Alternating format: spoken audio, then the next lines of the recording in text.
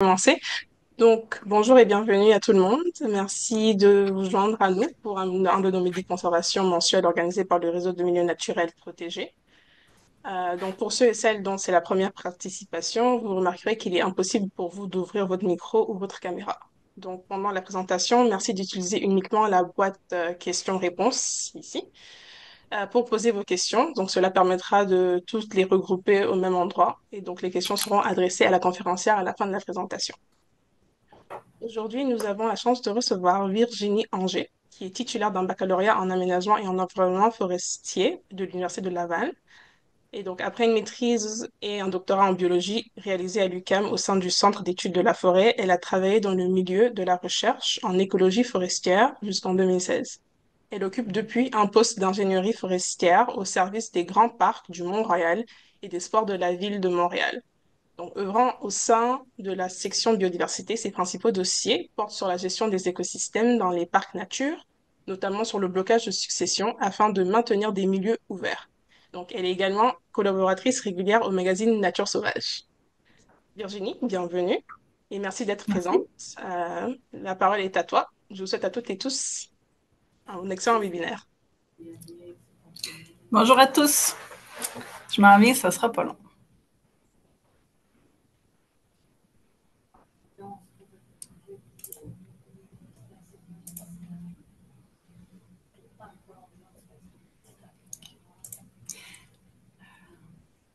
Leila, tu me confirmes que tu vois bien mon écran? Je vois bien l'écran, c'est parfait. Excellent. Bonjour à tous, très contente d'être avec vous pour vous parler d'un dossier très, très d'actualité parce que c'est maintenant que ça se passe, le blocage de succession dans les friches à Montréal. Donc, je vous parle de gestion des friches dans le réseau des grands parcs de la ville de Montréal. Je vous fais une petite mise en contexte parce que je pense que ça vaut la peine de mettre ces activités-là dans leur contexte. Montréal a vraiment un historique de mise en valeur de sa biodiversité depuis très, très longtemps. La mairesse de Montréal est ambassadrice mondiale clé pour la biodiversité locale. Le secrétaire de la Convention sur la biodiversité sur la diversité biologique est basée à Montréal. On a reçu la COP 15 en 2022 sur la biodiversité à Montréal. Bref, c'est le résultat là, de plusieurs efforts qui ont été faits au fil du temps.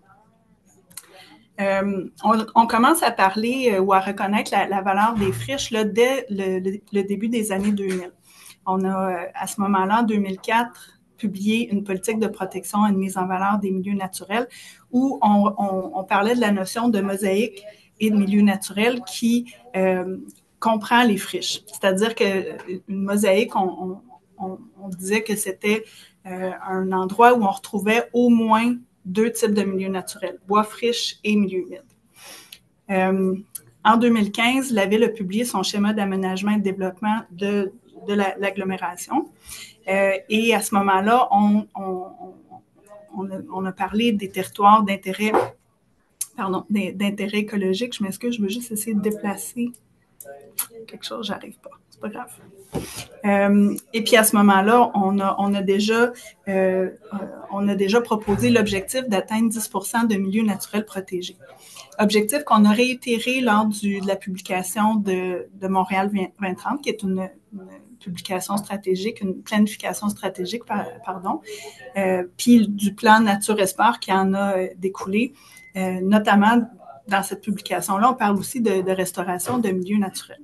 Puis finalement, le dernier document là, qui est en lien avec les friches qui a été publié, c'est le plan de protection des pollinisateurs qu'on est plusieurs services à avoir rédigé en collaboration, où on parle beaucoup de protection, de création et de restauration d'habitats des pollinisateurs. Et a suivi avec ça des adaptations dans des pratiques dans la gestion des espaces verts. Tout le monde, je pense que vous avez déjà entendu parler de gestion différenciée. Ben, c'est un des thèmes qui est abordé puis qui est mis de l'avant puis qu'on voit de plus en plus là, si vous vous promenez à Montréal là, dans les arrondissements.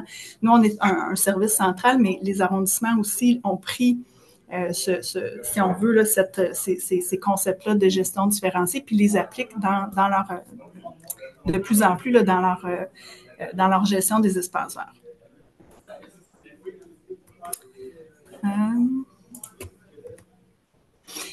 Ici, je vous ai mis une vieille carte. Je m'en excuse, mais c'est la carte la plus récente, officielle la plus récente qu'on a. Elle est tirée du schéma d'aménagement de 2015. Donc, ce sont des vieilles données. Puis vous voyez que les friches qui sont en jaune sont concentrées essentiellement là aux extrémités, donc à la pointe ouest et à la pointe est de l'agglomération. Mais on est en train de faire la révision de la base de données des milieux naturels et je peux vous donner en primeur qu'on a plus de 2500 hectares de friches à Montréal. Ça comprend des friches industrielles, ça comprend des bordures d'autoroutes, ça comprend des bordures de voies de chemin de fer, qui sont des voies qui participent à la connectivité, mais ça comprend aussi beaucoup de friches dites naturelles. Bref, ça inclut, on a souvent l'impression que Montréal est très, très urbain, et c'est vrai, mais ça démontre à quel point il y a quand même beaucoup de friches. Pour vous donner une idée, là, c'est l'équivalent de 13 fois la superficie du Mont-Royal, du parc du Mont-Royal, qui est en friche à Montréal. On parle là, je vous ai parlé des types de friches qu'il y a à l'échelle de Montréal. Maintenant, on va se concentrer un petit peu plus sur ce qu'on a dans le réseau des grands parcs. Donc, les friches sont très, très souvent d'origine post-agricole. Encore une fois, on est dans l'Est et dans l'Ouest très souvent, un peu dans le Nord aussi. Et on a aussi des sites qui sont renaturalisés. Donc, par exemple, pour ceux qui ont déjà visité le parc Frédéric-Bach, mais c'est une ancienne carrière qui est devenue un site d'enfouissement, qui est devenu, qui est en renaturalisation ou en restauration, puis où on a énormément de friches. Dans beaucoup d'endroits, c'est voulu, mais c'est aussi obligé, je dirais, jusqu'à un certain point, parce qu'on a encore des activités de décomposition qu'on doit suivre dans le sol. On peut pas se permettre d'avoir des arbres parce que les sols sont encore mouvants. Bref, on a énormément de friches dans ce secteur-là. Puis on voit sur le terrain, on voit aussi le passé ou le patrimoine agricole par des espèces qu'on va retrouver. Ici, on voit par exemple une tulipe ou par des clôtures de pierre. Bref, c'est encore très présent dans le paysage. Excuse-moi, j'imagine que si... Désolée pour l'interruption, c'est juste pour te dire que je pense que tu peux cliquer sur masquer pour cacher la petite barre. Merci. Merci beaucoup. Désolée pour l'interruption. Dis-moi juste, Leïla, on a un problème, la porte ne ferme pas ici. Puis je dois absolument être dans cette salle-ci parce qu'il faut que je sois connectée. Est-ce que tu entends du bruit ambiant? Ou ça va?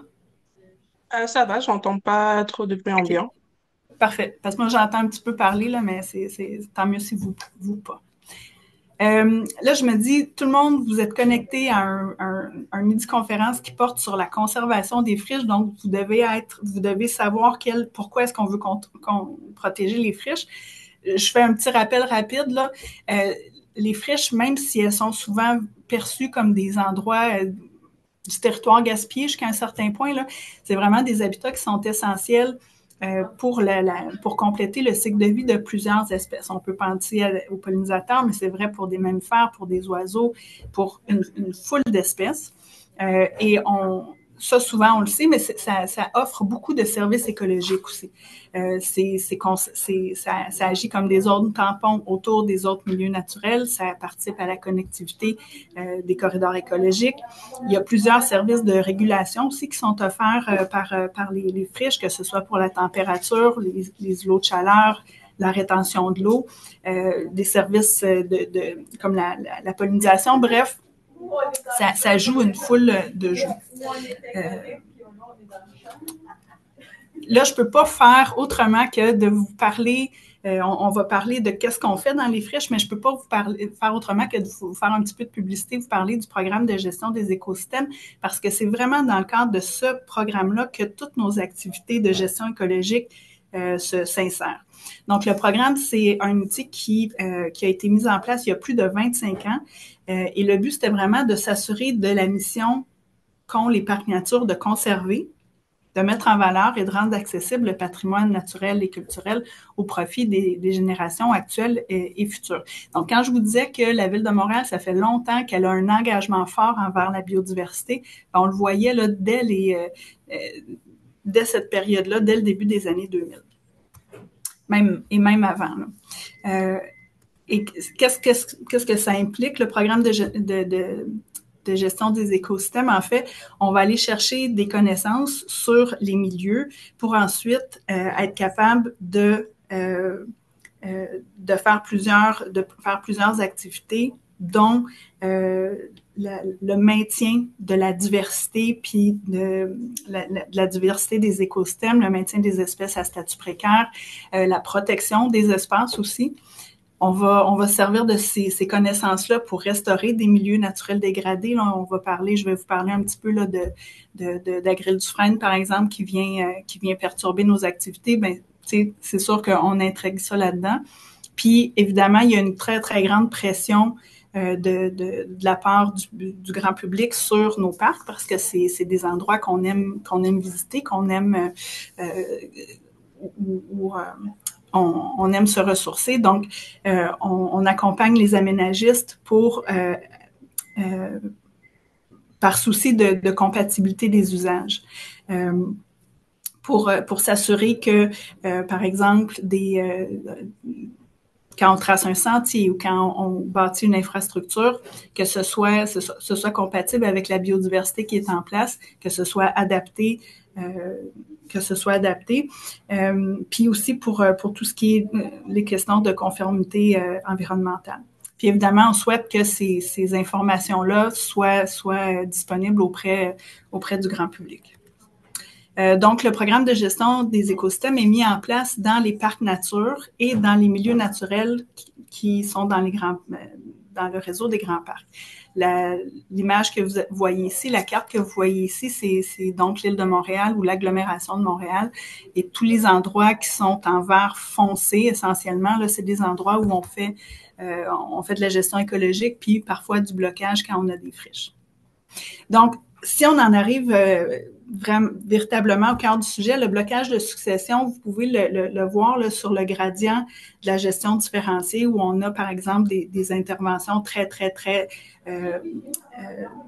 intenses. Là, on pense, par exemple, à un gazon qui est utilisé pour des activités de soccer.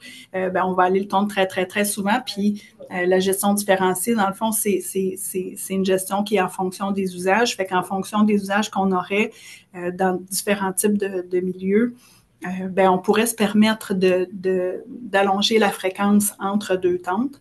Et puis le blocage de succession, dans le fond, ça se trouve, si on veut, complètement à l'autre extrême du gradient de gestion différenciée. Donc, on va intervenir beaucoup moins souvent. L'objectif, dans le fond, là, c'est de maintenir des habitats qui sont ouverts, des friches dans ce cas-ci, là, pour des espèces végétales, animales qui sont associées au milieu ouvert. Puis on a plusieurs espèces à statut dans la région de Montréal qui sont vraiment associées là, intimement au milieu ouvert, aux friches. Donc, notre objectif, c'est de bloquer la succession végétale arborescente. Dans l'image de droite, c'est une image prise au printemps, là, on voit pas grand-chose, mais j'ai mis en jaune des tiges de jeunes frênes, par exemple, ou de jeunes nerfs bruns qui commencent à pousser. Mais c'est cette succession végétale-là qu'on veut bloquer parce que si on laissait les choses aller, bien, ça redeviendrait éventuellement des arbustés, des forêts. C'est vraiment... Certains détracteurs pourraient dire qu'on bloque la succession, donc qu'on va à l'encontre, si on veut, de la nature.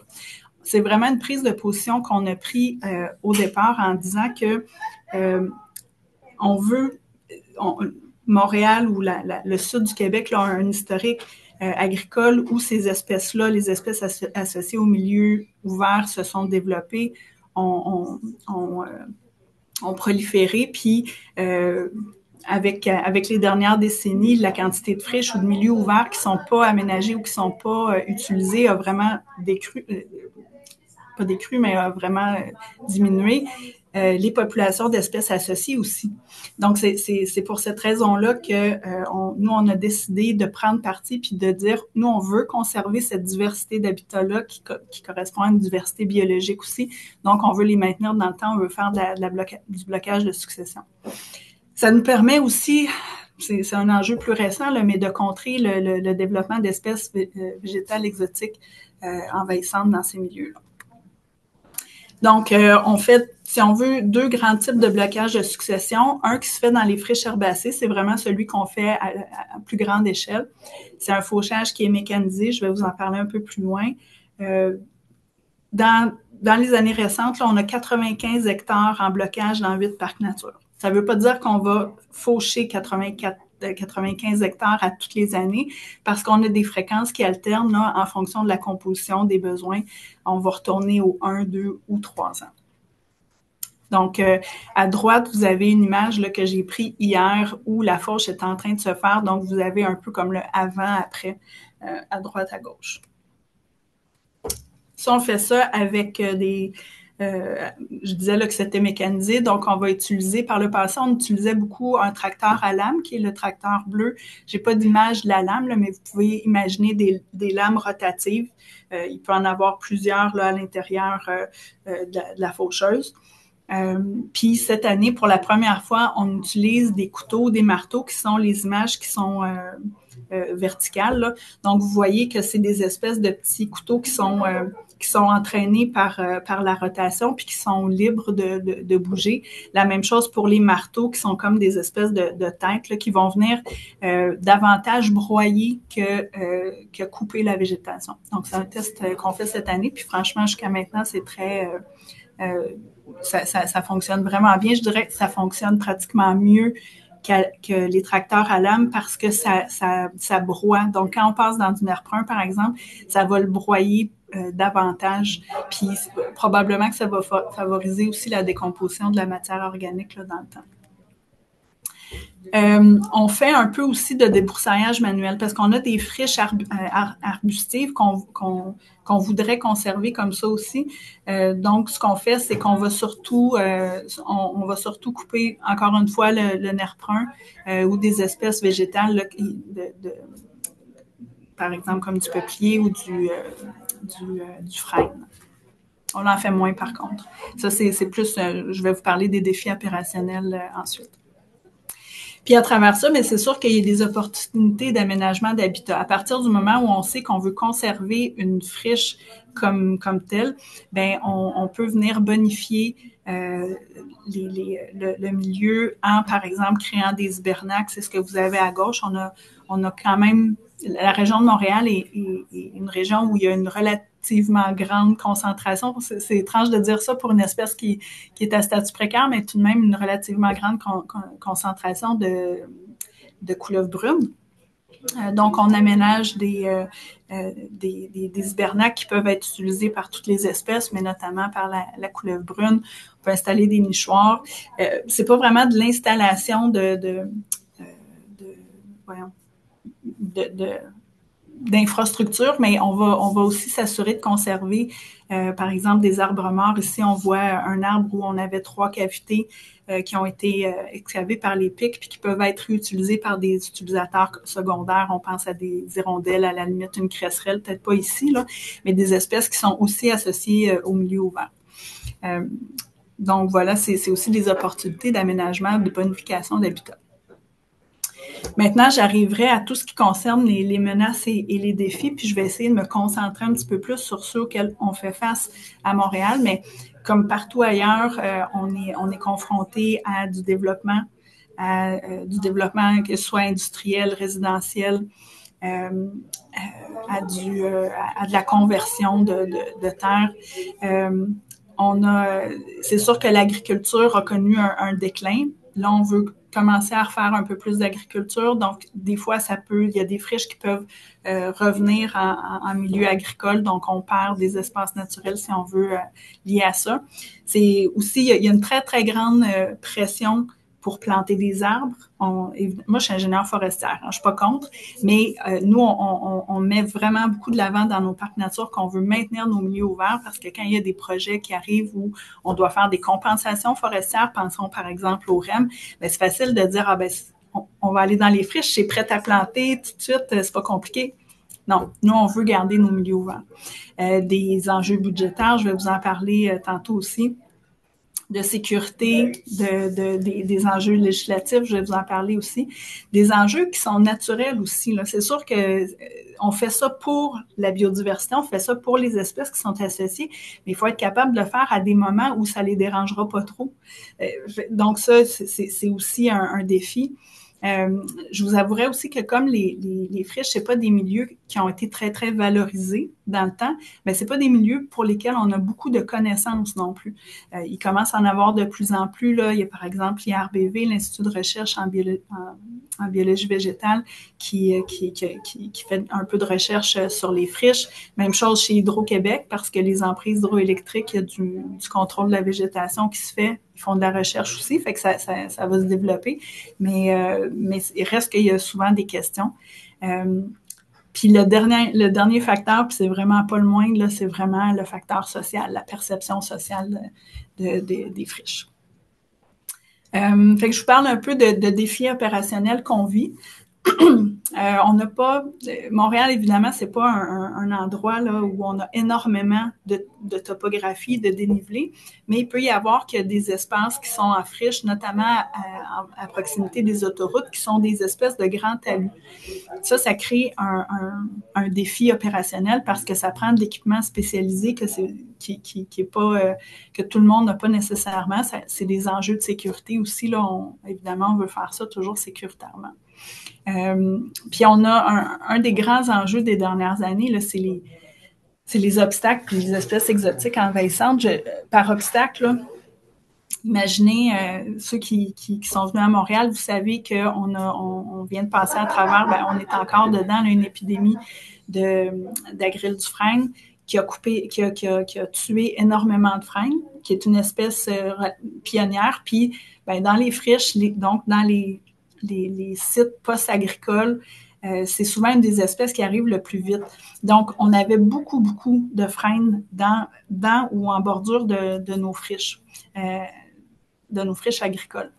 Puis, quand ça menace pas la sécurité du public parce qu'il n'y a pas de sentier qui passe à proximité, bien, c'est sûr que ça n'a pas été la priorité d'intervention d'aller abattre ces frênes-là. Donc, par exemple, ici, dans un secteur, ici, on est au bas de l'île Bizarre, le parc nature du bas de l'île Bizarre, dans le secteur Petit, bien, on a des arbres qui sont tombés, qui sont restés là, puis on n'est pas venu chercher très, très rapidement. Mais la machinerie doit contourner ces obstacles-là parce que c'est trop gros, ils ne peuvent pas passer dessus, encore moins avec des lames, malgré qu'on se rend compte qu'avec les marteaux puis les couteaux que je vous montrais tantôt, c'est plus facile, puis ils arrivent à pas briser leur machinerie, même leur équipement, même s'ils passent sur quand même des bonnes branches, là. Mais ce qui se passe dans ce temps-là, c'est que c'est pas juste que la végétation repart, c'est que c'est beaucoup, beaucoup des espèces exotiques envahissantes. Je vais beaucoup parler de nerf brun qui repart à travers. Donc, l'image 2, c'est quelques années plus tard. Vous voyez peut-être pas, mais croyez-moi sur parole, là, il y a beaucoup de semis, là, de jeunes tiges de nerf brun qui poussent à travers. Donc, il faut récolter, pas récolter, mais retirer dans le fond ce bois-là pour qu'on puisse passer avec la machinerie. Ou faire des opérations manuelles, mais c'est plus compliqué, on va dire. Puis quand on coupe les frênes, donc après ça, pour qu'on puisse passer avec la machinerie, avec la faucheuse, ben ça laisse des souches. Puis les souches, souvent, même si on demande de les couper le plus proche du sol, ben il y a toujours quand même une petite micro-topographie qui fait en sorte que ça devient un obstacle, puis ça peut occasionner des bris de machinerie, ce qu'on veut pas. Donc ça, c'est des défis très, très terrain, là, si on veut. Il y a aussi le fait que comme je vous disais tantôt, on fait ça pour la faune.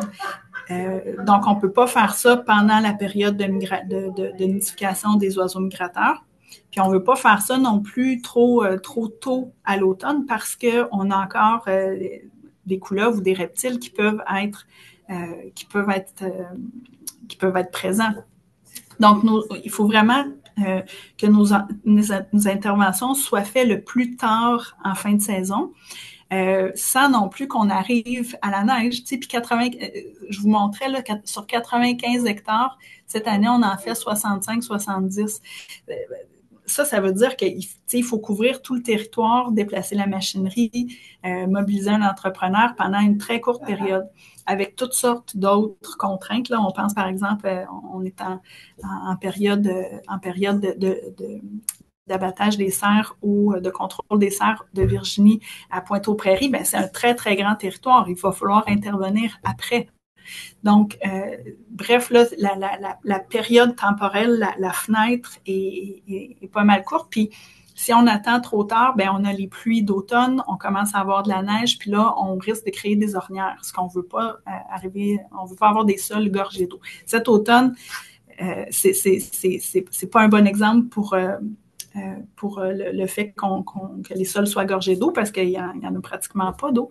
C'est vraiment pas d'orniérage, c'est pas notre souci. C'est plus, c'est davantage les températures qui restent élevées très longtemps. Puis, c'est pas, tu sais, Montréal, c'est pas l'endroit où on a le plus de machinerie agricole, là. Donc, on n'a pas une super grande, on n'a pas beaucoup de compétition, si on veut, là, en milieu urbain pour ce genre de service-là.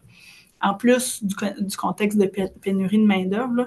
Donc, quand on fait nos appels d'offres, on n'a pas une foule qui se bouscule au portillon pour venir faire ces travaux-là. On y arrive quand même, on trouve, mais c'est aussi un enjeu. Sinon, dans les défis qui sont davantage réglementaires, bien, contrairement aux milieux humides pour lesquels il y a vraiment une reconnaissance légale, il y a des statuts de protection légale, on a fait les PRMHH, là, les plans régionaux de protection des milieux humides et hydriques, il n'existe pas l'équivalent pour les friches. Donc, si on n'a pas d'espèces à statut précaire qui sont présentes, puis même parfois quand on en a, on a peu de leviers légaux. Puis un enjeu qu'on a aussi à Montréal, c'est que la réglementation sur les pesticides est très restrictive. Donc, on ne peut pas utiliser de pesticides, par exemple, pour contrôler des espèces exotiques envahissantes. J'ai passé du temps à Toronto dernièrement, l'année dernière, puis on a fait une tournée où on a vu plusieurs sites où il y avait de la lutte aux espèces exotiques envahissantes. Puis, ça leur arrive d'utiliser de manière contrôlée, de manière locale, des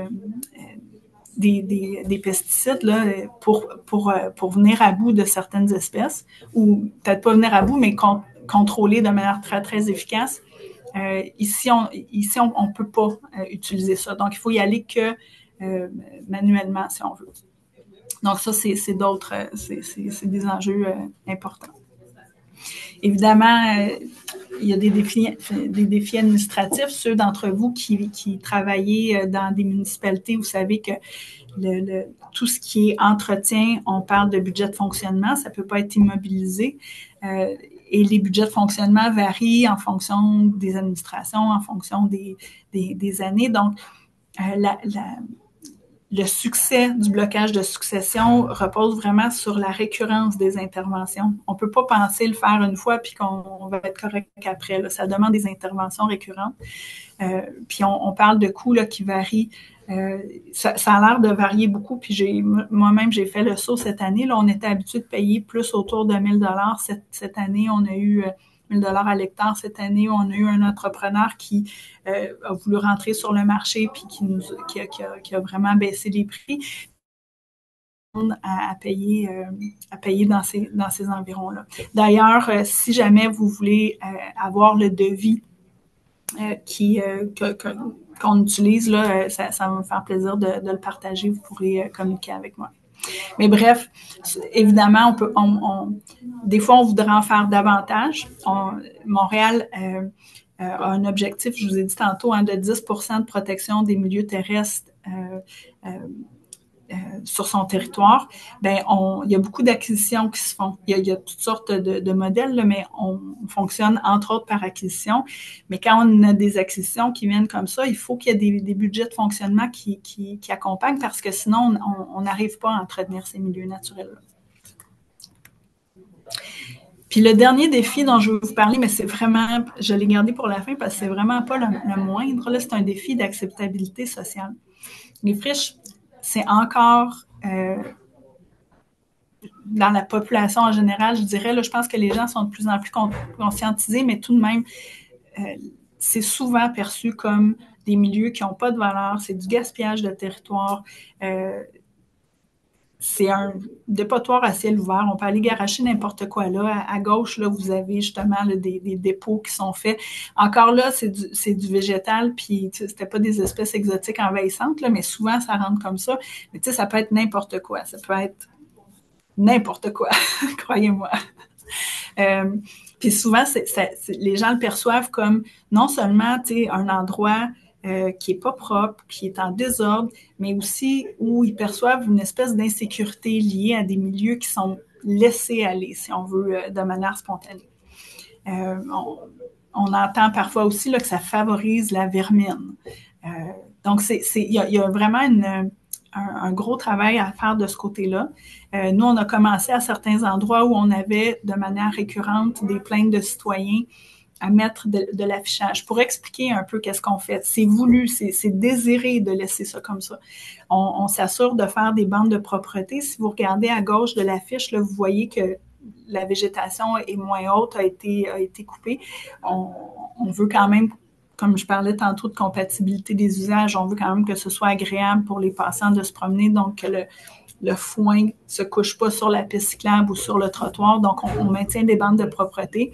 Mais malgré ça, malgré le fait qu'on explique pourquoi on le fait, les services que ça va donner, les espèces qui sont associées à ces milieux-là, ça arrive qu'on ait un élu qui nous appelle parce qu'il y a des plaintes citoyennes, puis qu'est-ce qu'on peut faire pour rendre ça plus propre. Fait que, bref, on a vraiment un défi, je pense, dans les villes, de faire un peu comme ce qu'on a fait avec les milieux humides, puis d'expliquer comment ça contribue au bien-être humain de protéger les friches.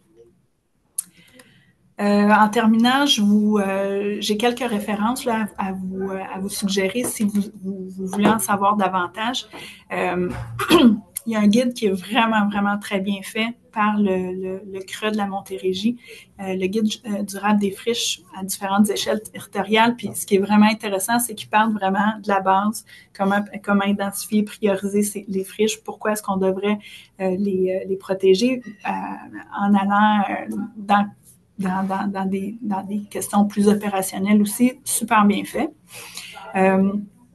Puis c'est sûr qu'on n'est pas un milieu agricole, mais je trouvais que les deux autres publications, il y a quand même des liens ou des principes desquels on peut s'inspirer pour s'assurer, encore une fois, de la compatibilité des usages, c'est-à-dire que là, on va faire une fauche dans un endroit où on a un potentiel d'avoir des espèces, des espèces qui sont présentes, donc il faut faire attention. Donc, vous avez les aménagements et pratiques favorisant la protection des oiseaux champêtres publié par le RQO, puis le guide de conservation des amphibiens, reptiles et puis leur habitat en milieu agricole. Il y a plusieurs principes qui peuvent s'appliquer aux friches aussi, publiés par le Zoo-Éco Muséum. Voilà, donc ça met fin à ma présentation, mais je vais être bien contente de répondre à vos questions si vous en avez.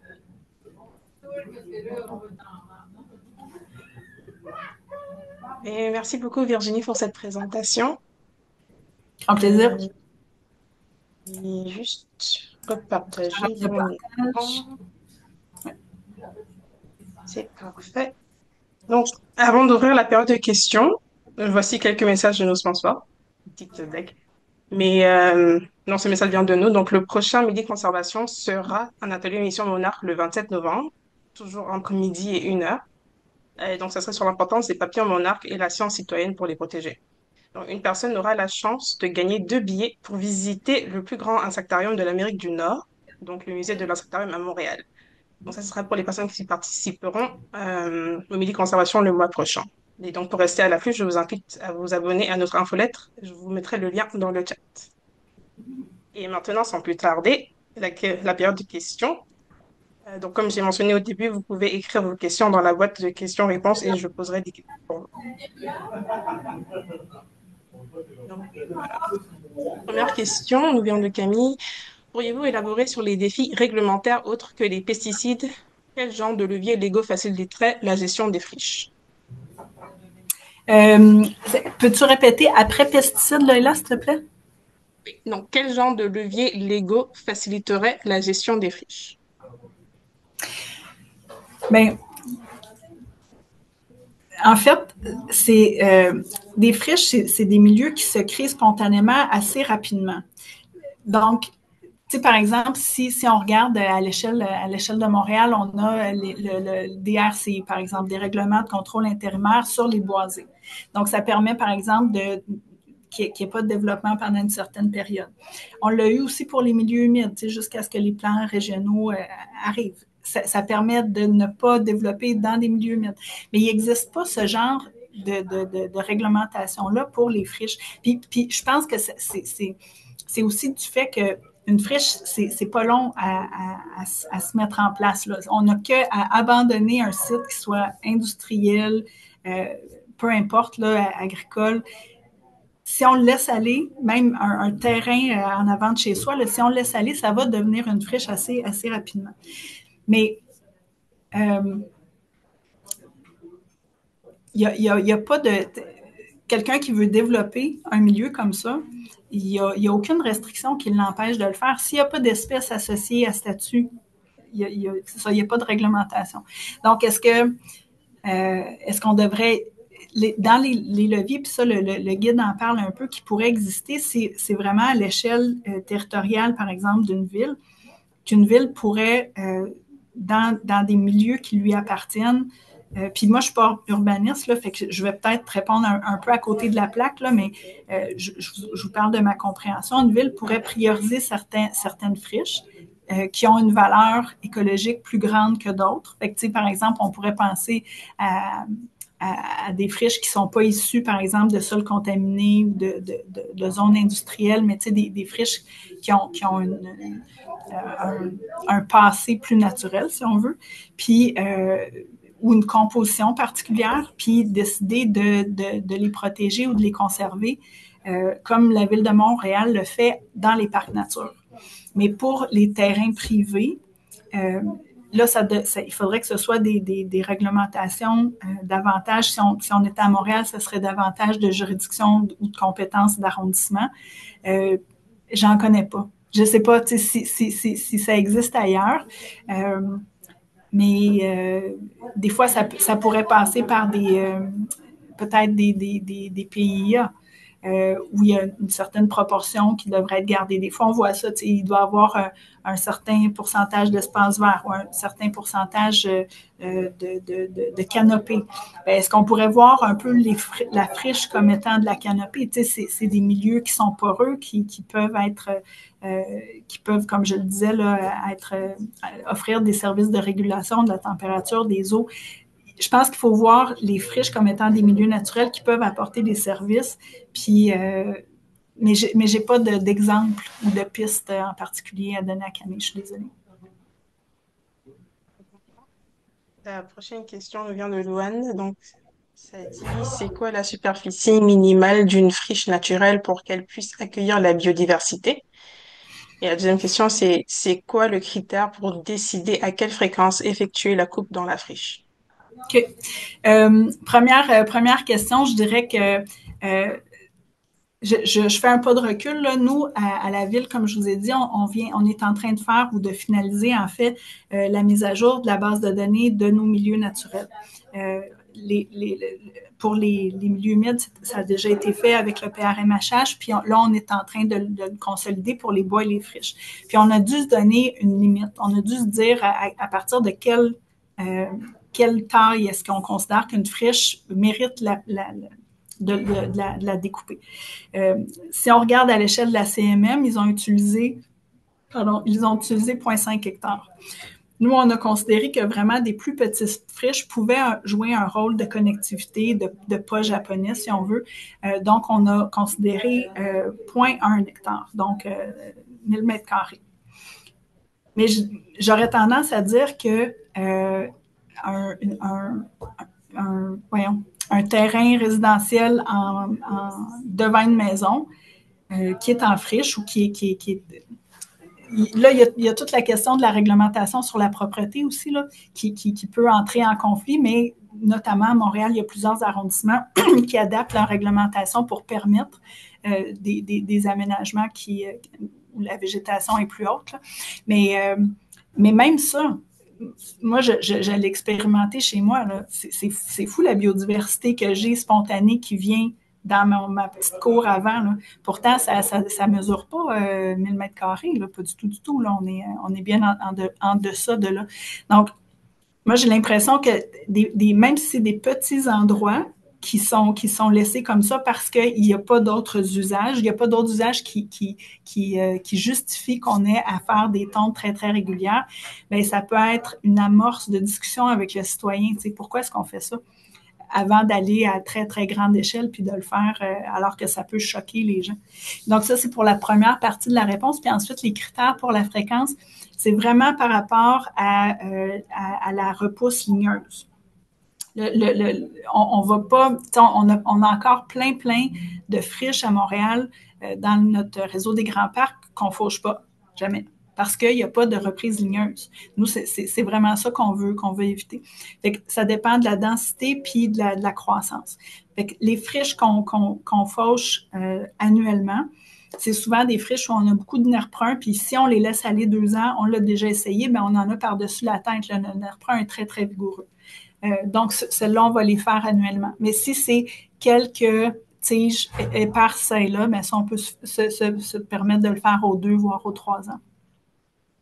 Il faut que ça reste contrôlable. Il faut qu'on sache que quand on va revenir 3 ans plus tard, la faucheuse va pouvoir passer. C'est surtout ça le critère, en fait. Merci Virginie.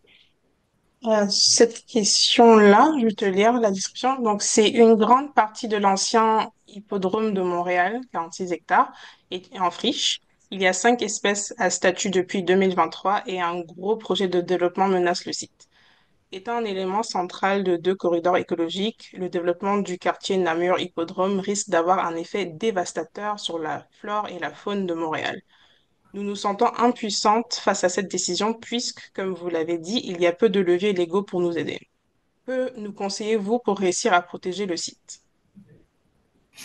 Là, j'imagine que je m'adresse à un organisme citoyen qui veut contribuer à maintenir la biodiversité dans ce site-là. Moi, je travaille au service des grands parcs. Je ne suis pas impliquée dans la création de ces sites-là, mais il y a souvent des démarches pas souvent, je dirais toujours, dans le cas de grands projets comme ça à Montréal, il y a toujours des démarches de consultation citoyenne avec à ma connaissance, puis selon mon expérience, une grande écoute des préoccupations citoyennes.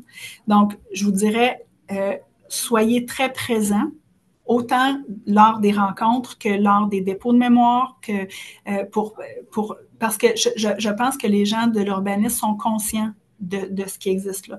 Puis pour avoir participé à des échanges, mais il y a très longtemps, puis c'était très, très, très préliminaire, avait l'intention de conserver certaines portions en espace vert, en corridor de biodiversité. Je ne peux pas vous donner de détails parce que j'en ai pas moi-même, mais je pense qu'il y a quand même une préoccupation. Mais la pression citoyenne peut faire peut faire la différence dans le cadre de ces grands projets-là parce qu'on doit écouter la population.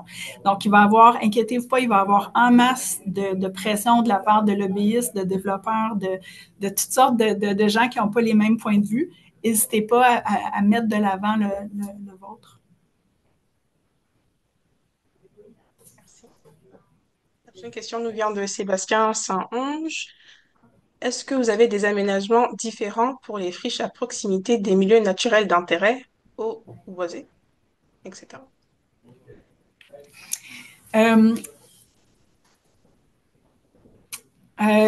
J'essaie d'interpréter qu'est-ce que Sébastien veut dire.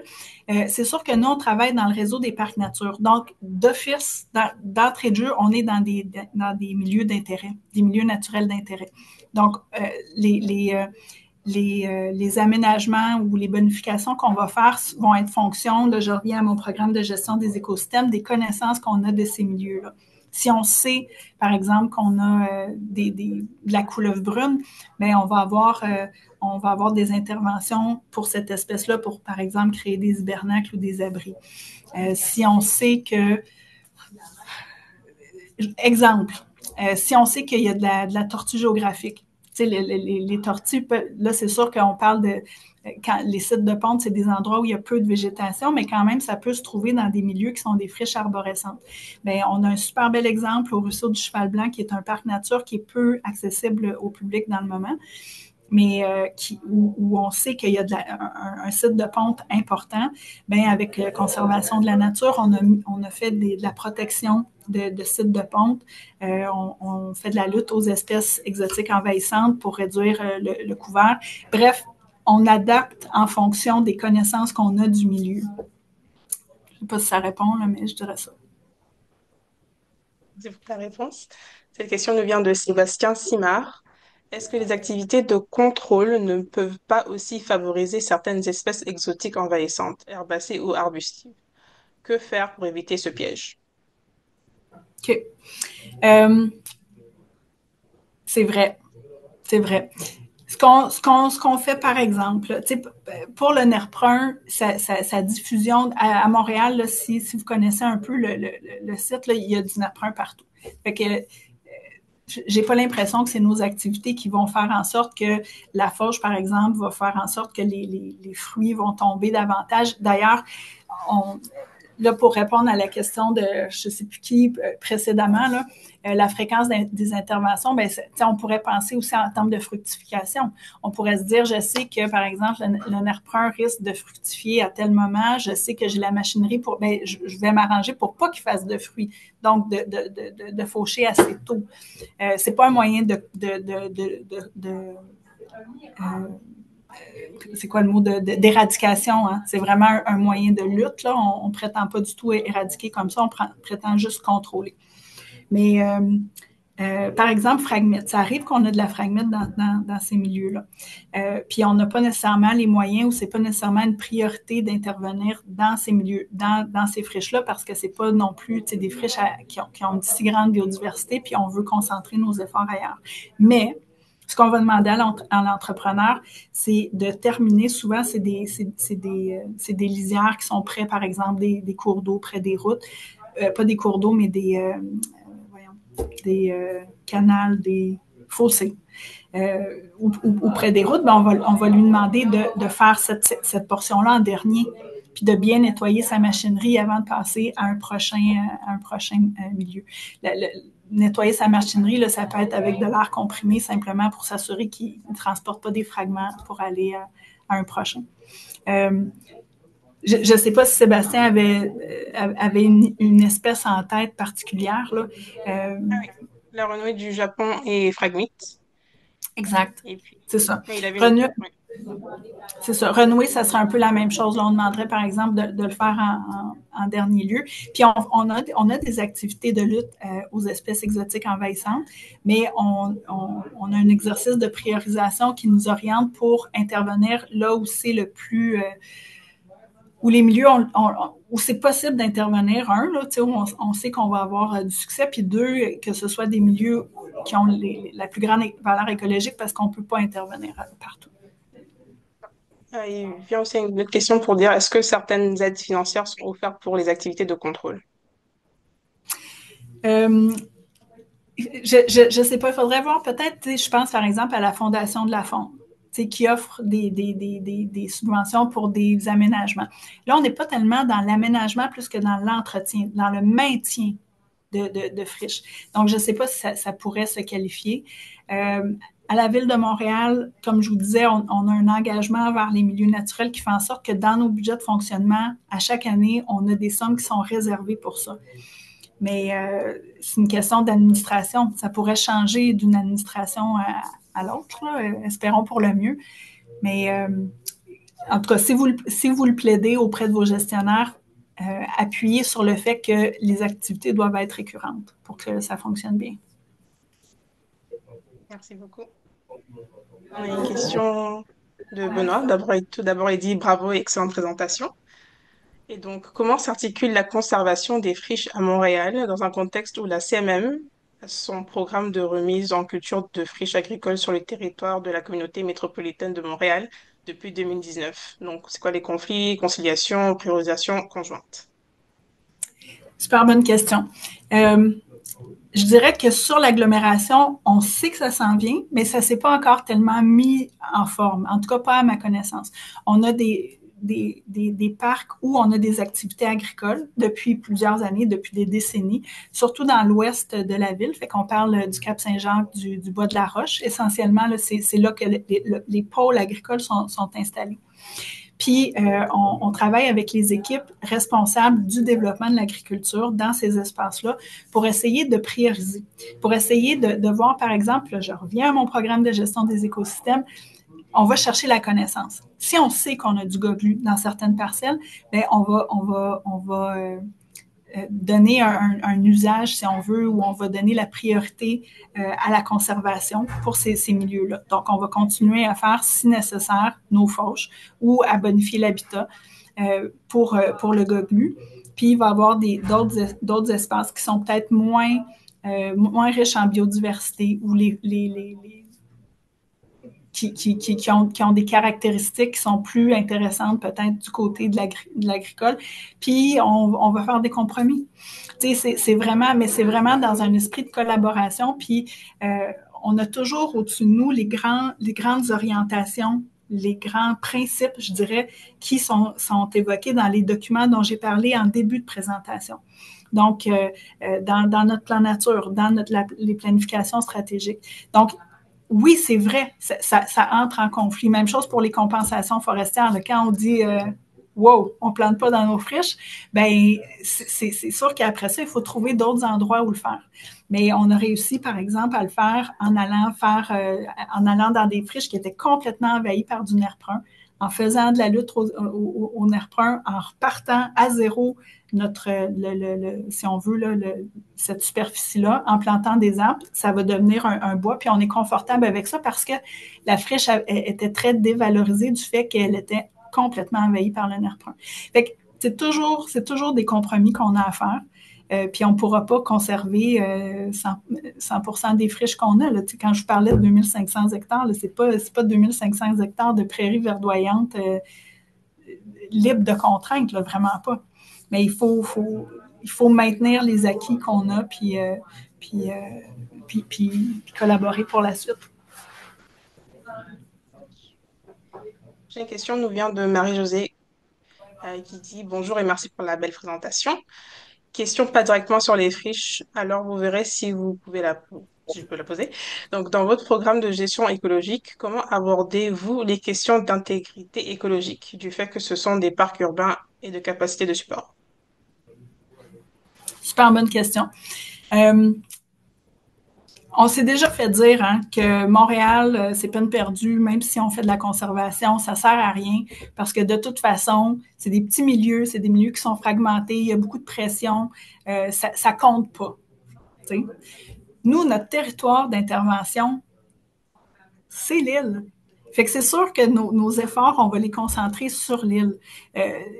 Donc, on met beaucoup d'efforts à préserver la biodiversité qu'on a. Donc, on le fait à notre échelle. Il faut dire, par exemple, qu'on est, je ne sais pas d'où provient Marie-Josée, mais on est dans le sud du Québec, on est dans la région où il y a la plus grande biodiversité. On a la chance d'avoir des espèces qui sont presque présente seulement à Montréal. La couleuvre brune, c'est un bon exemple. Elle est vraiment présente seulement dans la grande région de Montréal. Fait qu'on on se donne un devoir de protéger ces espèces-là.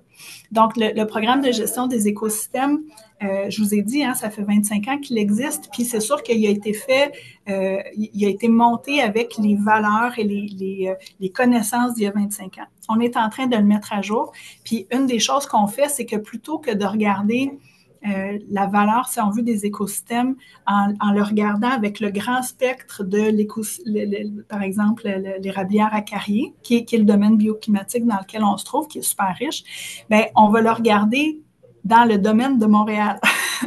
Fait que oui, c'est sûr qu'on va aller valoriser davantage les espèces à statut précaire, des choses comme ça, mais si on se rend compte qu'on a des espèces qui sont peut-être très présentes ailleurs, mais qui sont peu présentes à Montréal, puis qui représentent des habitats vraiment dignes d'intérêt.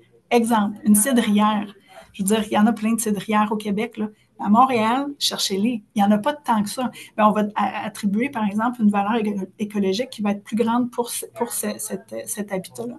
Fait qu'on va faire ça autant pour la végétation que la faune. Ça, c'est en cours de route. Là.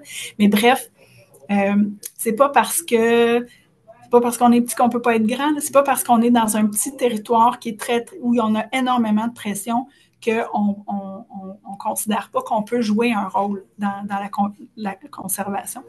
Puis je dirais aussi, j'avais une autre idée, que ça va peut-être me revenir, je m'excuse. Vas-y avec une autre question, si ça me revient, je te le dis. Mon dernière question, c'est de Céline Lucier-Cadieux. Lucier-Cadieux, pardon. Est-ce qu'une bande de long, est-ce qu'une bande le long d'une piste cyclable d'une ancienne voie ferrée peut être considérée comme une friche? Euh, je m'excuse, une bande de friches le long d'une voie ferrée qui est Non, une cyclable, bande le oui. long. Ouais. Non, une bande le long d'une piste cyclable d'une ancienne voie ferrée. Est-ce OK, que c'est OK. Ah considéré oui, comme oui, une genre friche? un petit train du Nord, là. OK. Oui. En fait, on s'est posé la question. Encore une fois, je reviens à ma mise à jour de la base de données des milieux naturels. On s'est posé la question parce que c'est des habitats très, très linéaires. Hein. Donc, il y a pas de core area, là. Il n'y a pas de c'est un écotone, c'est une zone. Voyons. Pour une même superficie, là, ça n'a pas la même valeur si on veut que si c'était un milieu d'un seul tenant. Mais ce qu'on s'est dit, c'est que souvent, le long des voies ferrées, c'est les seuls liens de connectivité qui existent entre différents milieux.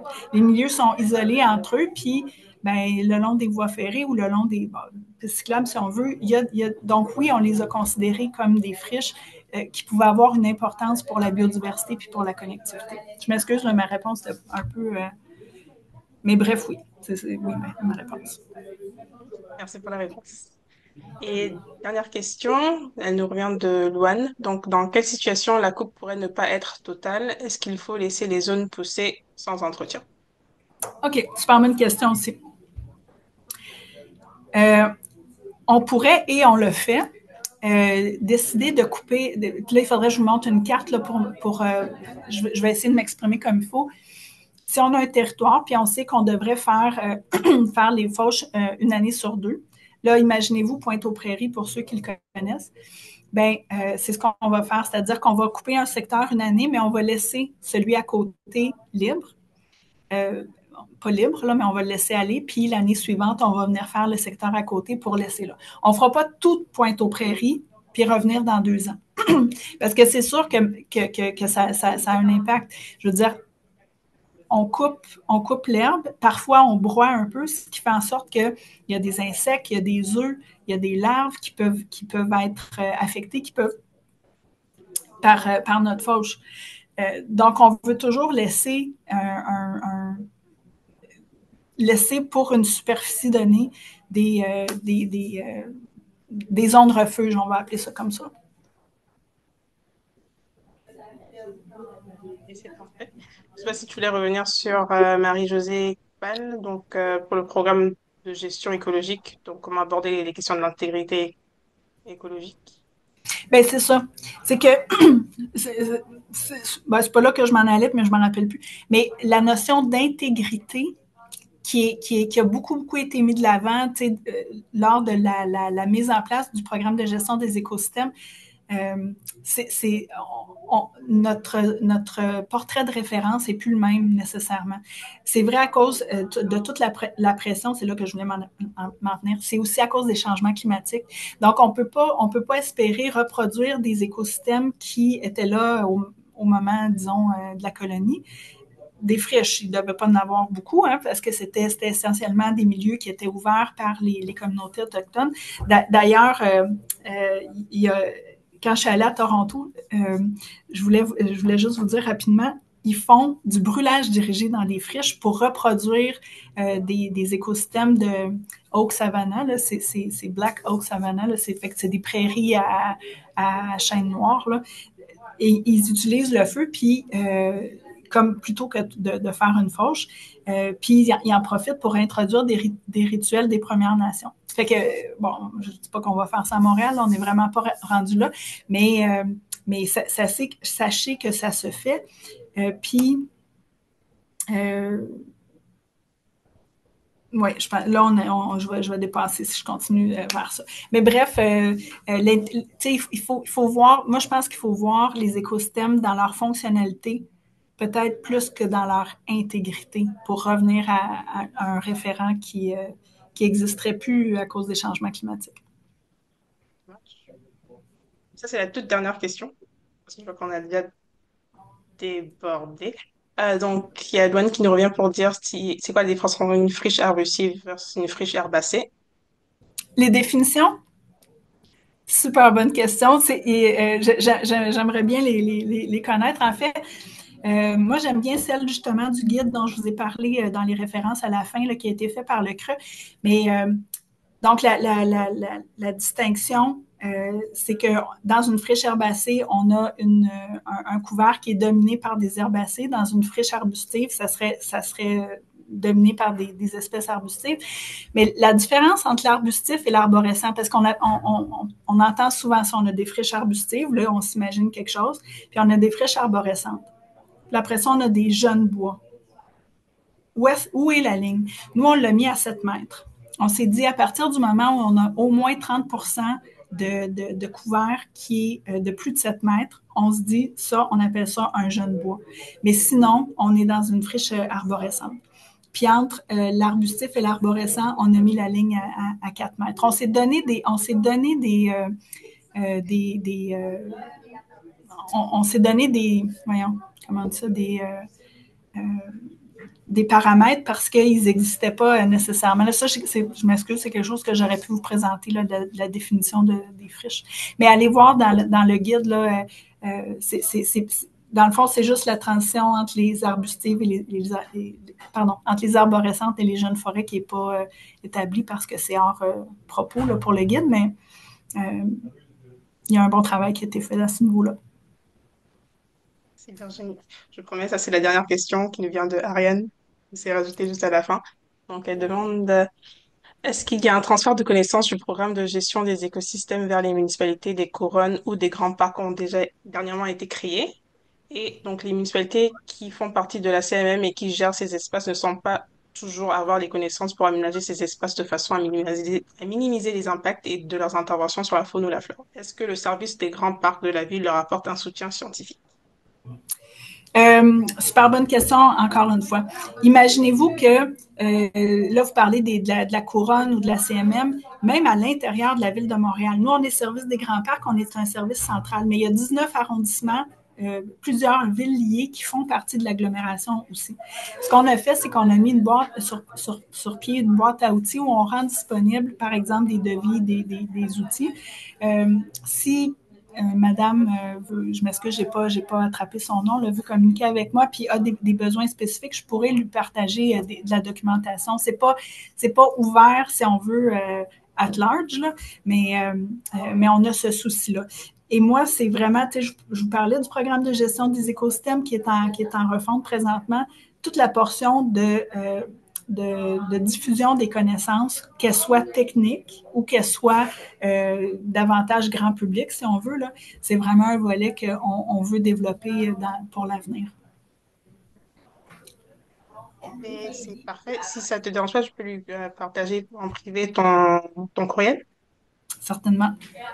Parfait. Sinon, merci beaucoup Virginie pour ta présentation et merci à vous pour vos questions. Vu qu'il est déjà 13h05, je vais vous dire au revoir et bonne journée et bon après-midi à tous. Grand merci.